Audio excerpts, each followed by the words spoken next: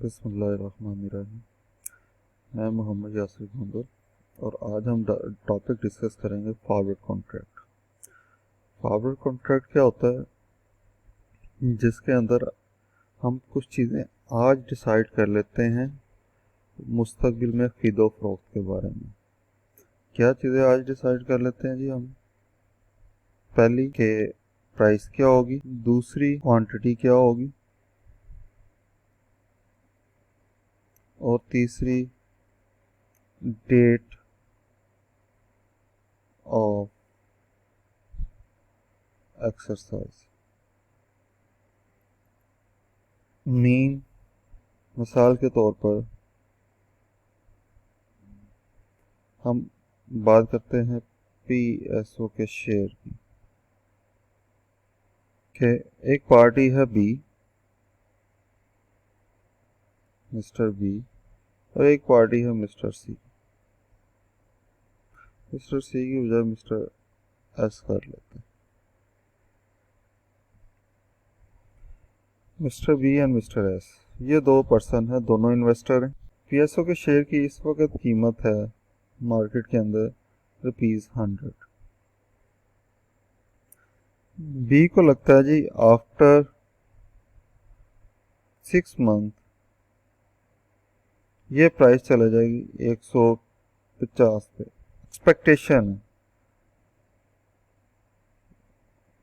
Expectation है B को कि ये प्राइस चला जाएगी 150 पे, जबकि एक्स का एनालिसिस उसको कहता है जी ये जो प्राइस उसकी जो है 100 वाली मुस्तकबिल में 6 महीने के बाद चला जाएगी 50 पे। एक का एनालिसिस ये कह रहा है कि कीमत चला जाएगी ऊपर 150 पे, और एक का एनालिसिस ये कह रहा है कि कीमत नीचे आ जाएगी 50 पे आ जाएगी।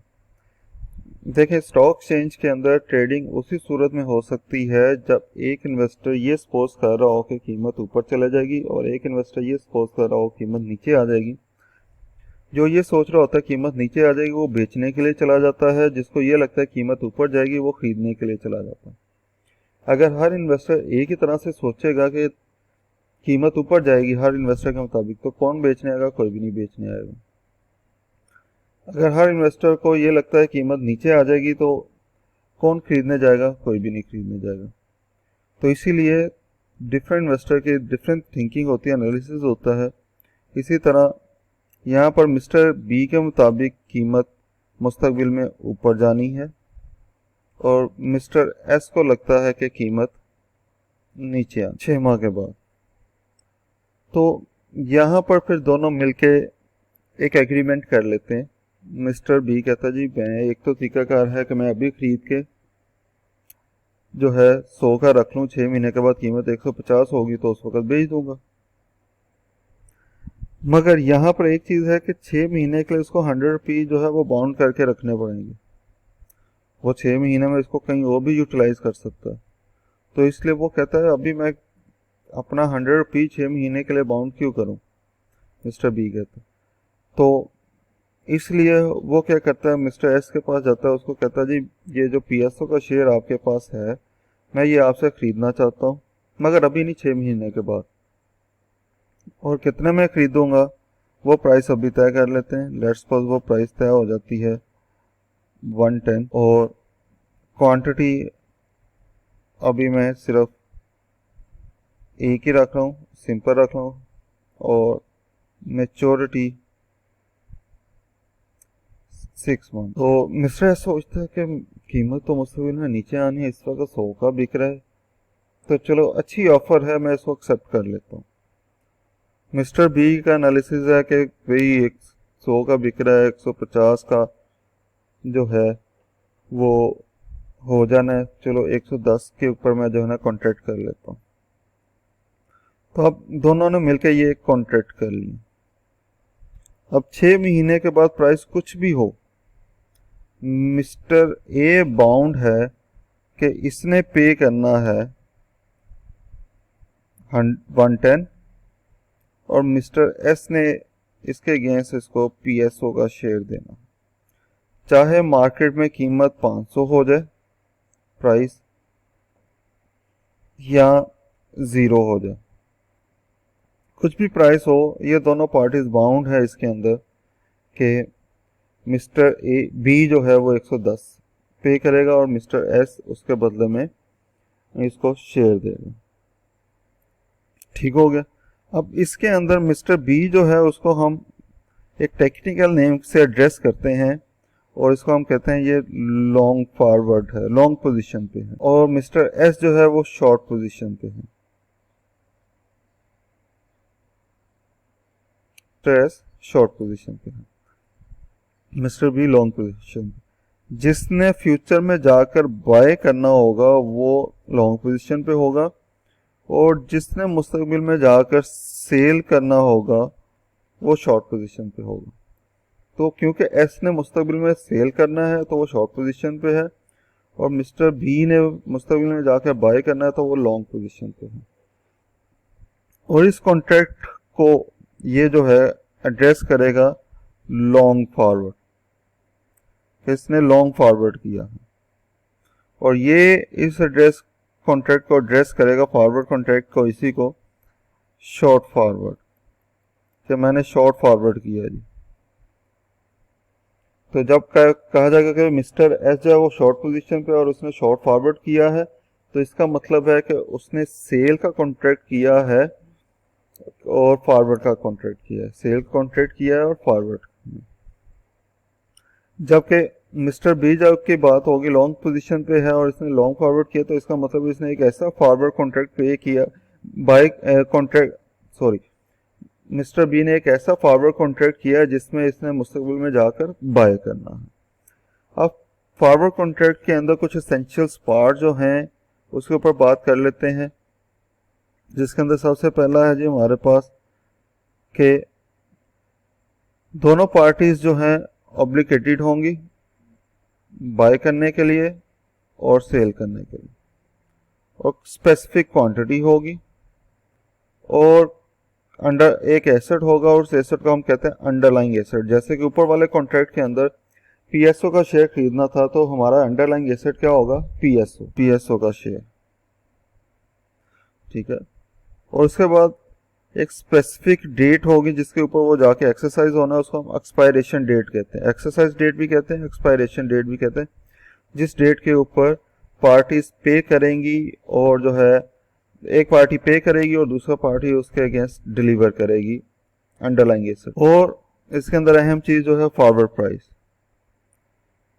वो जो कीमत तय की गई थी 110 की जिसके ऊपर बाइंग एंड सेलिंग होगी उसको हम फॉरवर्ड प्राइस कहते हैं। तो एक हो गया अंडरलाइंग एसेट, एक हो गया एक्सपायरी डेट और एक हो गया फॉरवर्ड प्राइस। अंडरलाइंग एसेट जो उस कॉन्ट्रैक्ट के तहत हम मुस्तकिल में बाइंग एंड सेलिंग कर रहे हैं जिस चीज की, वो अंडरलाइंग एसेट है। एक्सपायरेशन डेट जिस डेट के ऊपर डिलीवरी होगी, यानी कि एक पार्टी पेमेंट करेगी और दूसरी पार्टी उसके अगेंस्ट एसेट डिलीवर करेगी, और जो कीमत तय की गई है उसके ऊपर वो उसको हम फॉरवर्ड प्राइस कहते हैं। ठीक है। यहाँ पे एक छोटी सी एग्जांपल है और क्योंकि इस चैप्टर के अंदर उसी एग्जांपल को लेके आगे चलेगा कि दो पार्टीज हैं, एक जी और एक एस सोच रहा है कि उस कीमत बढ़ जाएगी 104 से ऊपर चलेगी 6 माह में, जबकि जी सोच रहा है कि कीमत नीचे चले जाएगी $104 से। जैसे मैंने कहा कि एक एक्सपेक्ट कर रहा होता है कीमत ऊपर जाएगी और एक एक्सपेक्ट कर रहा होता है कीमत नीचे जाए। अब यहाँ पर बताएं, एस सोच रहा है कि कीमत ऊपर चले जाएगी और जी सोच रहा है कि कीमत नीचे आ जाएगी। तो कॉन्ट्रैक्ट के अंदर एस जो है वो किस पोजीशन पे जाएगा और जी किस पोजीशन पे जाएगा? जी एस जाएगा लॉन्ग पोजीशन पे और जी जाएगा शॉर्ट पोजीशन पे। क्योंकि एस को लगता है कीमत ऊपर जाएगी तो वो अभी जो है कोशिश करेगा उसको कम कीमत के ऊपर ही एक कॉन्ट्रैक्ट करने की। जी जो है वो सोच रहा है कीमत नीचे चले जाएगी तो वो अभी कोशिश करेगा एक हायर कीमत पे इसको बेच। तो उन्होंने आपस में एक कॉन्ट्रैक्ट कर लिया 100 शेयर्स का कि 6 माह के बाद वो आपस में एक्सचेंज करेंगे, शेयर बाय एंड सेल करेंगे 104 के ऊपर 6 माह में। ठीक है। कि मिस्टर एस जो है वो 100 शेयर्स बाय करेगा 6 माह के बाद कितने में, $104 में, और जी उस कॉन्ट्रैक्ट में एंटर हुआ, ठीक है जी मैं आपको जो है 100 शेयर सेल करूंगा 6 माह में 104 के रेट के लिहाज से। हम अपनी कैलकुलेशन को सिंपल रखने के लिए हम जो है इस 100 शेयर्स को इग्नोर करेंगे और हम जो है सिर्फ 1 शेयर के लिहाज से कैलकुलेशन को देखेंगे कि हमारी कैलकुलेशन आसान हो, करने सीखने में आसानी हो जाए। ठीक है, अब इस चीज़ को अपने जहन में रखना है और हमने इसी के ऊपर बात करनी है। ठीक है, पे ऑफ, पे ऑफ क्या होता है, ये बहुत अहम टर्म है। पे ऑफ क्या होता है जी आपका, पे ऑफ होता है आपका कैश रिसीव्ड और पेड एट सर्टेन टाइम। किसी भी मौका पर जो आप कैश रिसीव या पे कर रहे होते हैं उसको हम पे ऑफ कहते हैं, या इसको हम नेट कैश फ्लो भी कह सकते हैं, cash flow at any point. मैं आपको समझाने के लिए फिल वक्त एक एग्जांपल लेता हूं। मैंने 1 जैन को बाय किया $100 में, 31 जैन को मैंने सेल किया $110 में। ठीक है, तो मेरा पे ऑफ क्या होगा, 31 जनवरी को मेरा पे ऑफ क्या होगा। तो भाई 31 जनवरी को मेरा पे ऑफ जो है क्या होगा, उसके लिए मैं ऊपर देखूं कि net cash flow at any point, तो मेरा पे ऑफ यहाँ पर $10 होगा, क्योंकि 31 जनवरी को जो मैंने कैश रिसीव या पे कर रहा हूँ वो कितना है 110, और ये पॉजिटिव पे ऑफ है क्योंकि मैं सेल कर रहा हूँ तो मेरे पास पैसे आ रहे हैं। ठीक है, पे ऑफ का मतलब प्रॉफिट नहीं है, पे ऑफ का मतलब net cash flow at any time. अगर मैंने 31 जनवरी को कोई कमीशन पे की है, लेट्स सपोज $2 की, तो फिर वो $2 मैं यहाँ से माइनस करूंगा और मेरा नेट पे ऑफ कितना हो जाएगा 108। 1 जनवरी वाला कैश फ्लो मैं 31 जनवरी के कैश पे ऑफ की कैलकुलेशन में शामिल नहीं करूंगा। 31 जनवरी का पे ऑफ मैंने कैलकुलेट करना है, तो 31 जनवरी को जो मैंने कैश रिसीव किया या कोई कैश पे किया उसको नेट करूंगा, तो मेरा 31 जनवरी का नेट पे ऑफ बनेगा। ठीक है, पे ऑफ को प्रॉफिट से जो है मिक्सअप नहीं करना। जब हम बात करें पे ऑफ क्या होगा तो आप बात करें जी, आपके जहन में आ जाए जी प्रॉफिट क्या होगा, तो मैं बाइंग और सेलिंग प्राइस का डिफरेंस ले लूँ, नहीं। पे ऑफ क्या होगा आपका, किसी सर्टेन पॉइंट के ऊपर जो आप कैश रिसीव कर रहे हैं या जो कैश पे कर रहे हैं उसका जो डिफरेंस होगा वो आपका पे ऑफ कहलाएगा। ठीक हो गया जी। अब हमारे पास 2 पार्टीज थी, एक कॉन्ट्रैक्ट के अंदर अगर हम बात करें हमारे पास 2 पार्टी, एक जो उस कॉन्ट्रैक्ट के तहत बाय करेगा और एक जो उस कॉन्ट्रैक्ट के तहत सेल करेगा। एक जो उस कॉन्ट्रैक्ट के तहत बाय करेगा मुस्तकबिल में जाकर, और एक जो उस कॉन्ट्रैक्ट के तहत मुस्तकबिल में सेल करेगा। अब जो बाय कर रहा है उसके पॉइंट ऑफ व्यू से अगर बात करें, बाय करने वाले ने क्या किया जी, लॉन्ग फॉरवर्ड कॉन्ट्रैक्ट किया कि मैं आज से 6 माह के बाद आपसे जो है खरीदूंगा एसेट जो है एक सर्टेन प्राइस, जो कि हमने ऊपर एग्जांपल ली थी एस और जी की 104 के ऊपर। तो अब 6 माह गुजर गए, अब उसने जो है देखना है मेरा पे ऑफ क्या है। फिर बात कर रहा हूँ यहाँ पे ऑफ, इसलिए यहाँ पे वर्ड यूज हो रहा है कि हम यहाँ पर एक सर्टेन पॉइंट के ऊपर कैश फ्लो की बात कर रहे हैं। तो एक्सपायरी डेट के ऊपर हमारी जो है पे ऑफ क्या होगा, और उसको देखने से पहले हम एक टर्म है हमारे पास वो देख लेते हैं, स्पॉट प्राइस। स्पॉट प्राइस क्या होती है, price at maturity date, price at maturity date. Mostly इसके अंदर इसके लिए यही प्राइस, ये स्पॉट प्राइस जब भी वर्ड होगा इसका मोस्टली जो मकसद होगा बताना मैच्योरिटी डेट के ऊपर प्राइस है, मगर technically spot price maturity date की प्राइस नहीं होती, स्पॉट प्राइस किसी भी सर्टेन पॉइंट के ऊपर मार्केट की कीमत होती है। मैं कह रहा हूँ जी आज की स्पॉट प्राइस 100 है तो इसका मतलब है आज की मार्केट प्राइस 100 है। 6 माह के बाद की स्पॉट प्राइस 150 है तो इसका मतलब 6 माह के बाद उसकी जो मार्केट प्राइस है वो 150 है।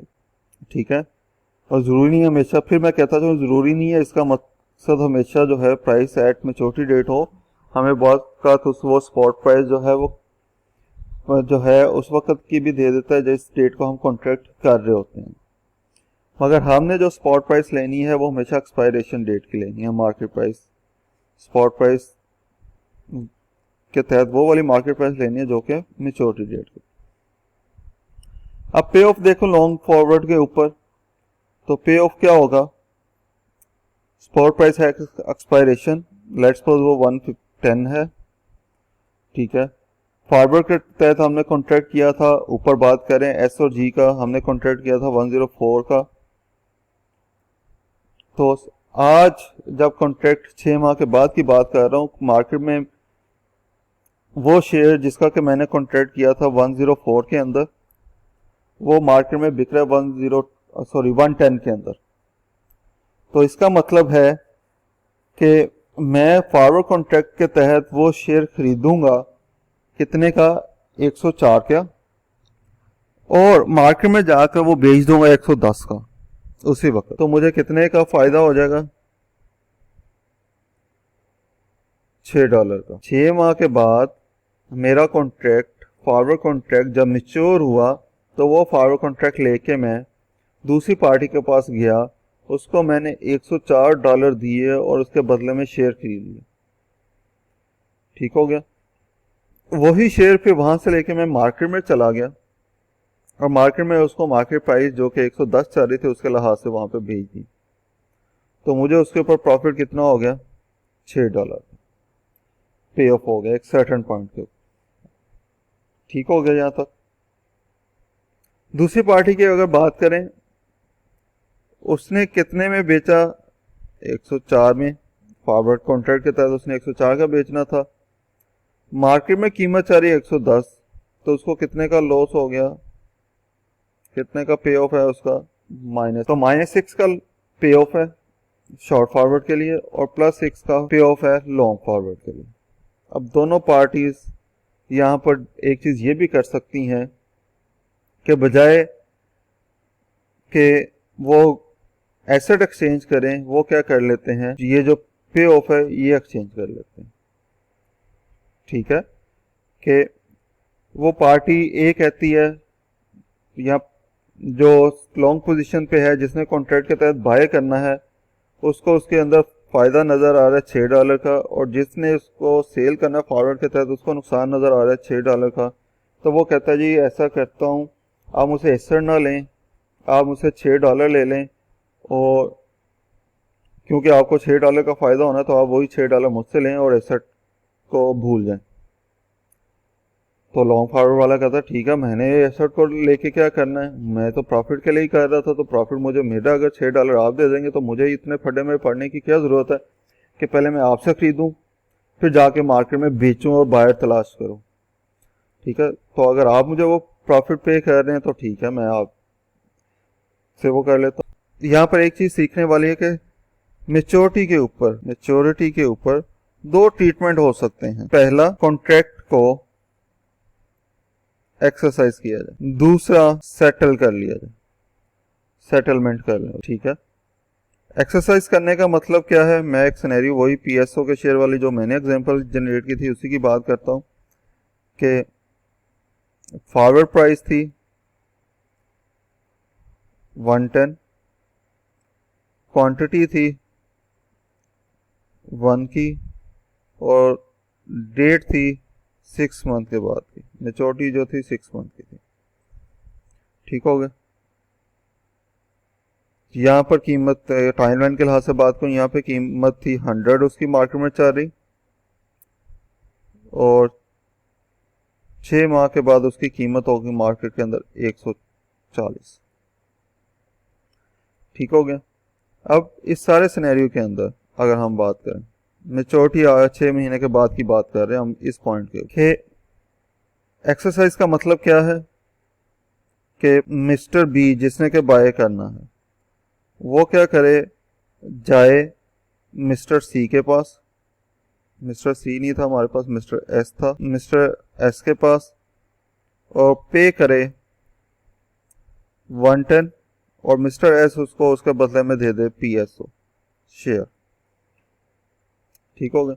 अब अगर मैं बात करूं मिस्टर बी ने इस सारी एक्टिविटी से क्या कमाया, मिस्टर बी ने पे किया है 110, ये उसकी कॉस्ट होगी। मार्केट में वो चाह रहा है कि उसकी कीमत 140, तो उसने जाके वो सेल कर दिया कितने में, 140 के अंदर, ये उसकी जो है रेवेन्यू हो गया, तो उसने 30 का प्रॉफिट कमाया। और मिस्टर एस को क्या हुआ जी, उसको लॉस हुआ कितने का, 30 का। क्यों? क्योंकि उसका वो प्रोडक्ट मार्केट में 140 की बिक सकती थी, मगर उसने क्योंकि कॉन्ट्रैक्ट किया हुआ था तो 110 में बेचा, तो 30 का उसको लॉस हो। ये है कॉन्ट्रैक्ट एक्सरसाइज करना। दूसरा क्या है, सेटलमेंट। मेच्योरिटी के ऊपर जब मिस्टर बी जाता है मिस्टर एस के पास पे करने के लिए 110, तो मिस्टर एस जो है ये 110 रिसीव करने से इनकार कर देते हैं।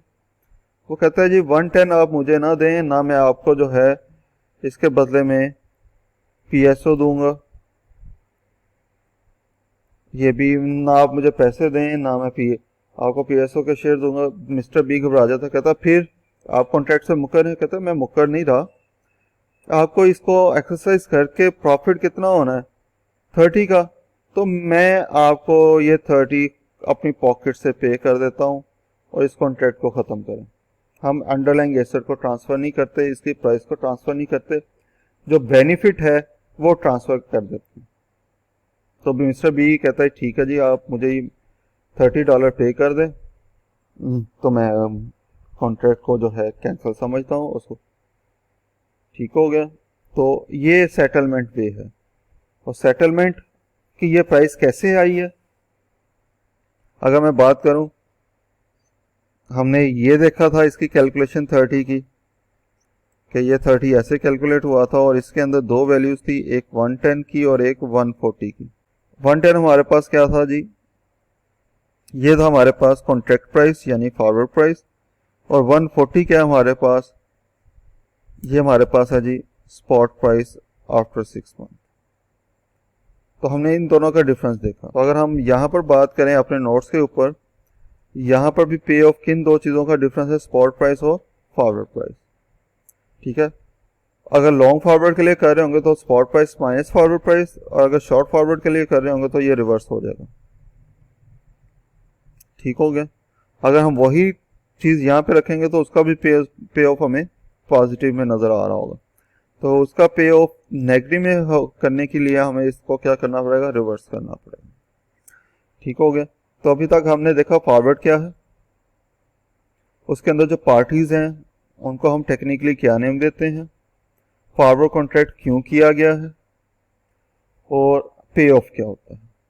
बिल फर्ज हम कहते हैं जी नहीं, ये मुझे तो हर सूरत में चीज़ ही चाहिए थी, मैं सेटलमेंट की तरफ क्यों जाऊं। एक पार्टी है उसने फॉरवर्ड कॉन्ट्रैक्ट किया, एग्जाम्पल हम ले लेते हैं इसके अंदर जो है फ्लोर मिल की, कि उसने गंदम परचेज करने का फॉरवर्ड कॉन्ट्रैक्ट किया था। वो कहता है जी मैंने सेटलमेंट नहीं करनी, मुझे तो गंदम ही चाहिए, मेरा तो बिजनेस ही आटा बनाने का, तो मुझे तो गंदम ही चाहिए हर सूरत। तो वो उसको समझाने वाला समझाएगा, भाई देखे मार्केट में कीमत कितनी है, मैं इस एग्जांपल को गंदम के ऊपर अप्लाई करता हूँ, मार्केट में कीमत कितनी है, 140। ठीक है, मार्केट में कीमत 140 है। भाई फॉरवर्ड कॉन्ट्रैक्ट के तहत आपने कितने पे करने थे, फॉरवर्ड कॉन्ट्रैक्ट के तहत जी मैंने पे करने थे, फॉरवर्ड प्राइस पे करनी थी, वो कितनी थी, 110। तो वो कहेगा ठीक है जी 110 आपने फॉरवर्ड के तहत पे करने थे, और अगर आपको ये 30 दे दे सेटलमेंट वाले, तो आपके पास कितने पैसे हो गए, 110 अपने और 30 ये मिला के 140। तो आप मार्केट से जाके ये उठा लें जो मार्केट में कीमत चल रही है, तो आपको तो कोई फायदा यहाँ लॉस नहीं है, आपको तो वो 140 वाली चीज 110 में ही मिल रही है, क्योंकि बाकी के 30 आपको कंपनसेशन पे की जा रही है दूसरी पार्टी की तरफ से, ठीक है। तो आप बेशक मार्केट से 140 का उठा रहे हैं जाकर, मगर उसके 140 के 140 आप अपनी पॉकेट से नहीं दे रहे, आप अपनी पॉकेट से 110 ही दे रहे हैं, बाकी के 30 तो आपको दूसरी पार्टी दे रही है पे ऑफ के नाम पे, सेटलमेंट के नाम पे। तो चाहे आप जो भी एक्टिविटी करें, तो आप सेटलमेंट करें या कॉन्ट्रैक्ट को एक्सरसाइज करें, दोनों सूरतों में आपका जो है बेनिफिट सेम होगा। ठीक हो गया। आगे चलते हैं जी हम यहाँ पर। आगे हमारे पास नोट्स के अंदर क्या चीज़ डिस्कस की जा रही है, हमारे पास जी नेक्स्ट चीज़ जो है एक एग्जांपल है। चलें एग्जांपल डिस्कस कर लेते हैं, नई चीज़ को डिस्कस करें। You are given the following information about 2 forward contract with expiration date in 6 month.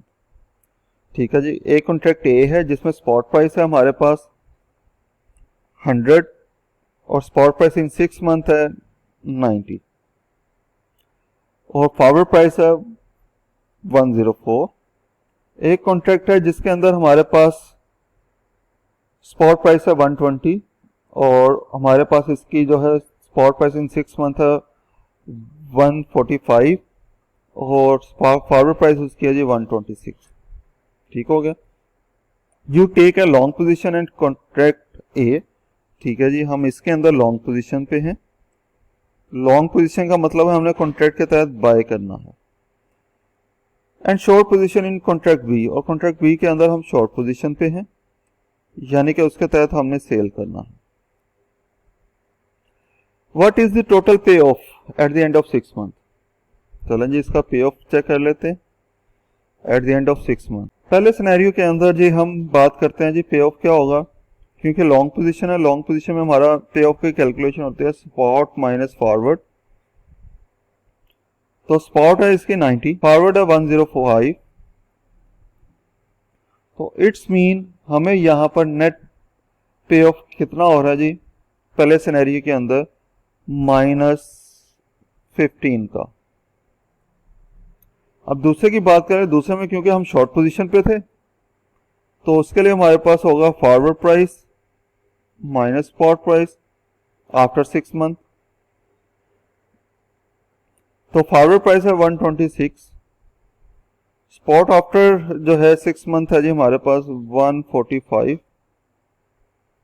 तो इसका डिफरेंस ले लें, हमारे पास क्या आ जाएगा जी 19 का -19। लो जी, पहले में भी नुकसान दूसरे में भी नुकसान, तो टोटल हमारे पास पे ऑफ हो गया -34 का। हमें टोटल इसके अंदर लॉस आ गया -20।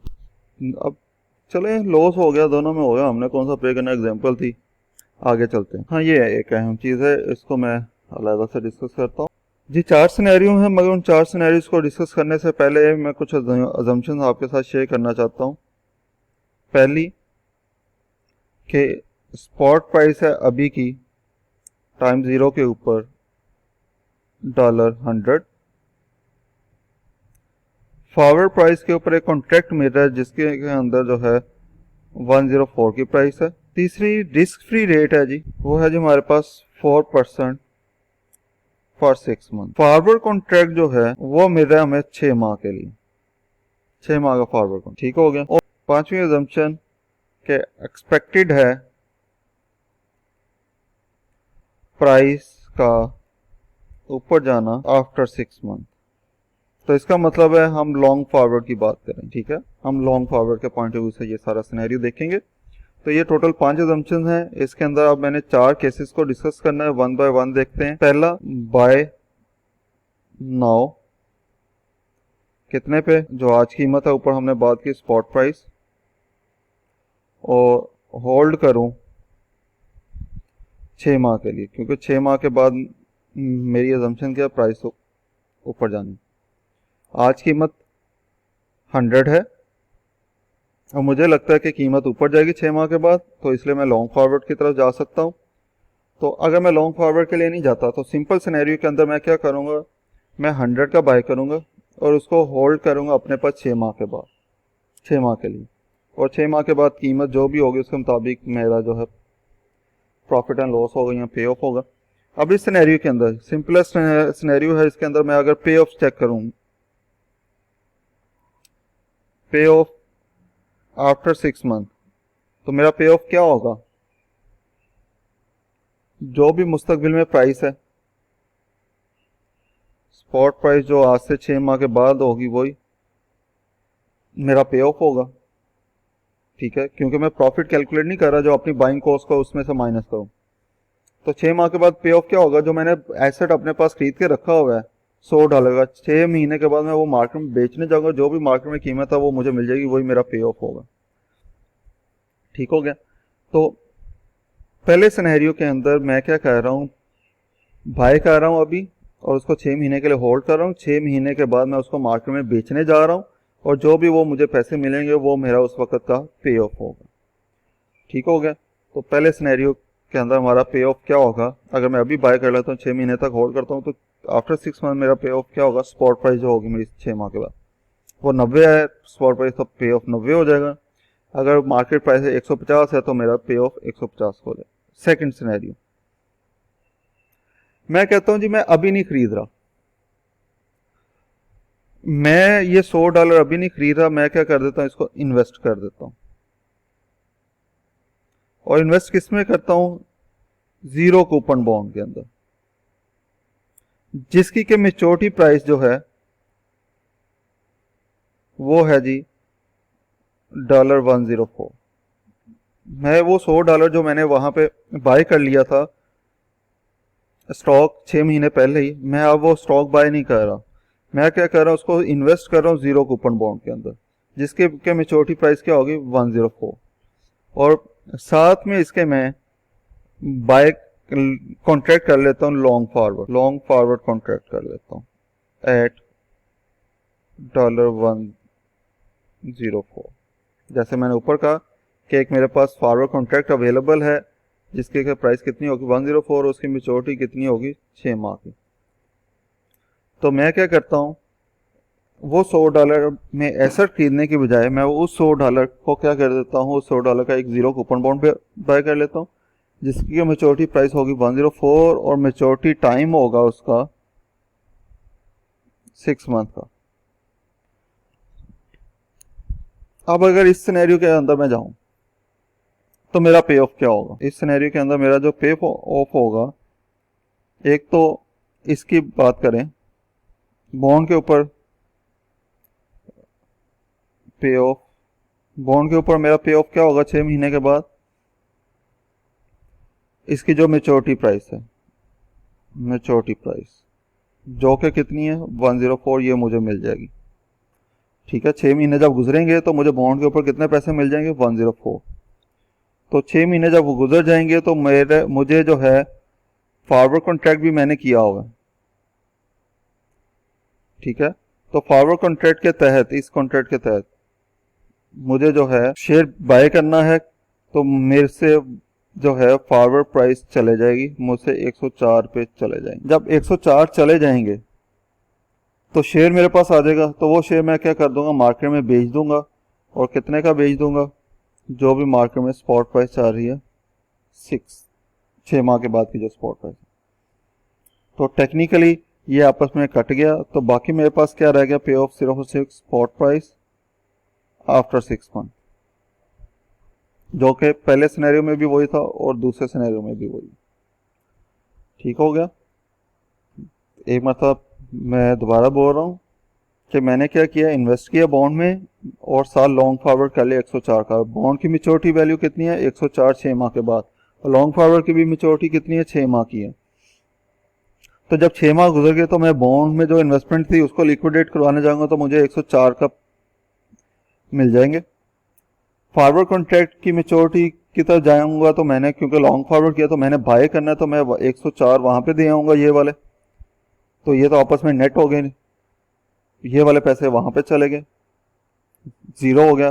बाकी क्या है, मेरे पास शेयर है, शेयर मार्केट में बेचने जाऊंगा और जो मार्केट में कीमत होगी वही मेरा पे ऑफ होगा। यानी कि इन दोनों सिनेरियो में हमारा पे ऑफ क्या है? सेम है। मैं आज बाय कर लूं और 6 महीने तक होल्ड करूं, या जीरो कूपन बॉन्ड बाय कर लूं और साल लॉन्ग फॉरवर्ड कर लूं, तो मेरा दोनों सिनेरियो के अंदर पे ऑफ क्या होगा? सेम हो जाएगा। ठीक है, अब इसके बाद तीसरा सिनेरियो क्या है? मैं सिर्फ और सिर्फ लॉन्ग फॉरवर्ड करूं, मैं 100 रुपया जो मेरे पास है मैं इन्वेस्ट नहीं कर रहा, सिर्फ और सिर्फ लॉन्ग फॉरवर्ड कॉन्ट्रैक्ट कर रहा हूं। कितने पे? $104 पे, जो हमने अजम्पशन ली है फॉर 6 मंथ। मैं वो 100, पहले मैंने सिनेरियो किया था, मेरे पास $100 थे और मुझे लगता था एक शेयर है जिसकी की कीमत ऊपर चले जाएगी, मैंने उसको अभी खरीद लिया अपने पास, आज $100 में कीमत। तो उस तरह में 6 माह के बाद का मेरा पे ऑफ क्या है। दूसरा मैंने कहा जी अभी वो नहीं खरीदता, मैं बॉन्ड में इन्वेस्ट कर देता हूँ और साथ कॉन्ट्रैक्ट कर लेता हूँ लॉन्ग फॉरवर्ड। तो मैंने देखा जीरो कूपन बॉन्ड में अगर इन्वेस्ट करूँ और साथ लॉन्ग फॉरवर्ड करूँ फिर भी मुझे उतने ही पैसे आ रहे हैं। अब तीसरा सिनेरियो क्या, मैं कहता हूँ जी मैंने वो पैसे इन्वेस्ट नहीं करने कहीं पे, मैं सिर्फ लॉन्ग फॉरवर्ड कॉन्ट्रैक्ट कर लेता हूँ और वो $100 अपने पास रखता हूँ, ठीक है। और लॉन्ग फॉरवर्ड कॉन्ट्रैक्ट कितने में है? 104, इसके तहत मैंने बाय करना। 6 माह गुजर जाएंगे तो 6 माह के बाद मेरा पे ऑफ क्या होगा?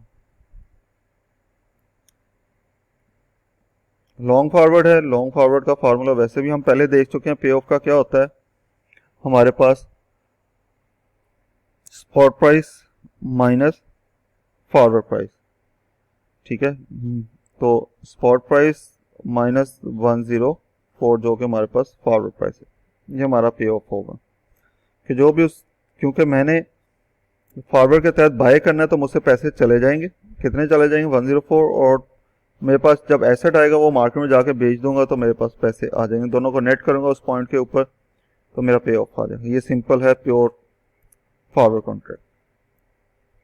अब चौथा सिनेरियो क्या है? चौथा सिनेरियो ये है कि मेरे पास पैसे नहीं, अभी भी पैसे नहीं। पहले 3 सिनेरियो के अंदर या पहले 2 सिनेरियो के अंदर मेरे पास पैसे थे, मैंने अभी खरीद लिया, या दूसरे सिनेरियो के अंदर मैंने क्या कर दिया, वो इन्वेस्ट कर लिया। तीसरे सिनेरियो में लेट्स सपोज मेरे पास अभी पैसे नहीं थे तो मैंने कॉन्ट्रैक्ट कर लिया लॉन्ग फॉरवर्ड। चौथे सिनेरियो के अंदर भी हमारे पास पैसे नहीं है तो मैं क्या करता हूं, बारो करता हूं $100 अभी और बाय करता हूं स्टॉक अभी।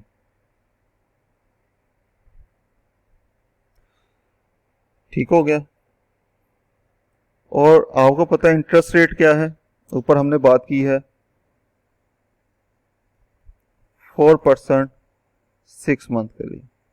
तो इसका मतलब है इस 4% 6 मंथ है तो मुझे 6 महीने के बाद कितने पैसे अदा करने हैं? 104 की रीपेमेंट करनी है आफ्टर। अब इसके अंदर मैं फॉरवर्ड कॉन्ट्रैक्ट नहीं कर रहा, मैं क्या कह रहा हूं, क्योंकि मुझे तो आप फॉरवर्ड कॉन्ट्रैक्ट की जरूरत ही नहीं है, मैंने तो अभी बाय कर लेना।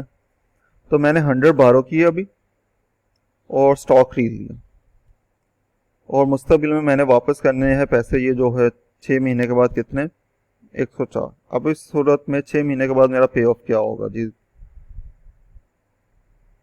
तो पे ऑफ क्या होगा जी, मेरे पास स्टॉक तो मैंने आज खरीद लिया तो वो 6 महीने का बिकेगा, तो 6 महीने के बाद की जो भी स्पॉट प्राइस होगी वो कैश मेरे पास आएगा।